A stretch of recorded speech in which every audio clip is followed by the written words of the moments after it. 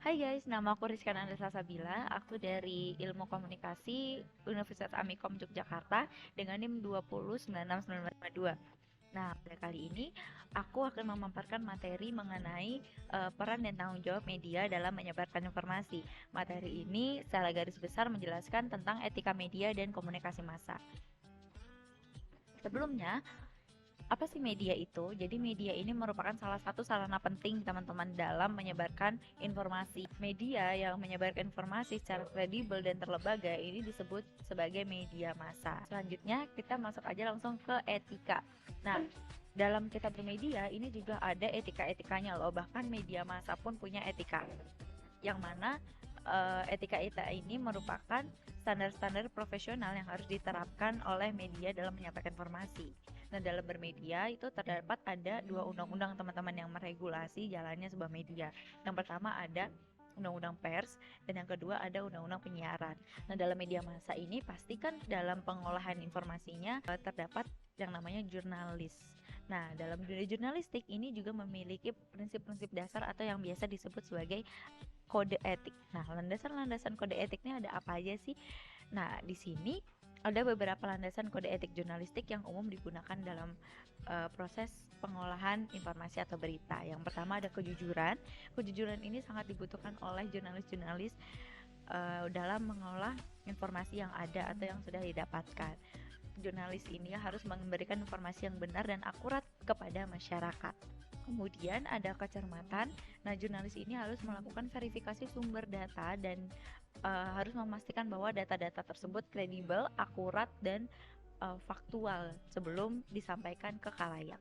Kemudian ada yang namanya privasi. Nah, jurnalis ini harus melindungi atau merahasiakan identitas-identitas yang sekiranya akan merugikan seseorang atau keluarga atau suatu golongan tertentu. Misalkan ada berita mengenai bencana alam atau pelecehan seksual atau mungkin kecelakaan. Nah, itu seorang jurnalis atau dalam dunia jurnalistik itu harus dirahasiakan demi menjaga privasi korban atau keluarga dari korban. Nah, yang selanjutnya jurnalistik ini harus berperan aktif dalam pembentukan opini dan perkembangan sosial budaya.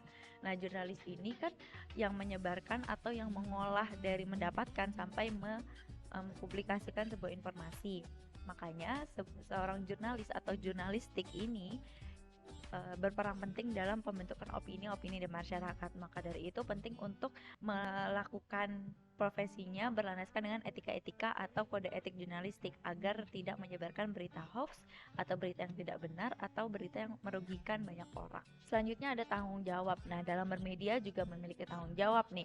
Tanggung jawab di sini penting dalam menyampaikan informasi kepada masyarakat. Beberapa tanggung jawab media antara lain ada menyampaikan informasi secara adil, benar, dan berimbang. Maksudnya di sini adalah media harus menyajikan berbagai sudut pandang dan fakta yang relevan dalam menyajikan sebuah berita atau informasi. Kemudian, media juga harus melakukan verifikasi sumber dan data sebelum menyampaikan informasi.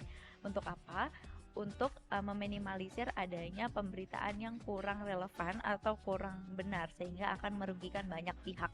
Yang selanjutnya, media ini harus memiliki kebijakan yang jelas dalam menyampaikan informasi. Hal ini berarti media harus memiliki standar yang jelas dan tegas dalam menyampaikan informasi, seperti menghormati privasi, melindungi hak kekayaan intelektual, dan mencegah pemberitaan yang mengandung unsur diskriminasi atau kekerasan. Baik, masuk ke contoh kasus di Indonesia. Salah satu kasus yang menunjukkan pentingnya etika media dan tanggung jawab media di Indonesia adalah suatu kasus pemberitaan yang dilakukan oleh beberapa media terkait kasus-kasus korupsi yang dilakukan oleh pejabat negara. Nah, beberapa media ini ada yang melakukan pemberitaan yang tidak melewati fase verifikasi sumber dan data sehingga menyebarluaskan informasi yang tidak benar atau dapat merugikan reputasi bagi si pejabat negara tersebut.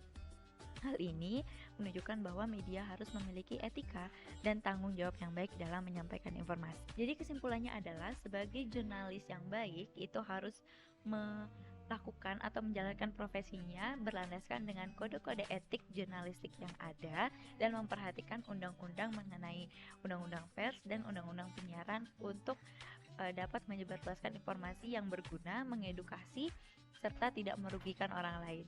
Kukira cukup sekian pemaparan materinya. Terima kasih.